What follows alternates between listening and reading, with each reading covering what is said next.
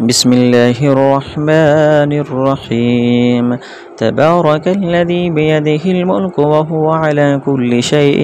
قدير، الذي خلق الموت والحياة ليبلوكم أيكم أحسن عملا وهو العزيز الغفور، الذي خلق 7 سماوات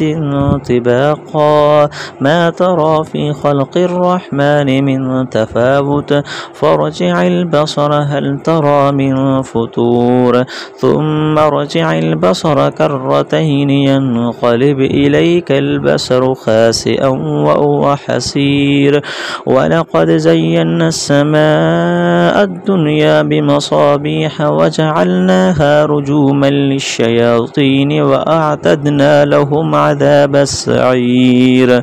وللذين كفروا بربهم عذاب جهنم وبئس المصير.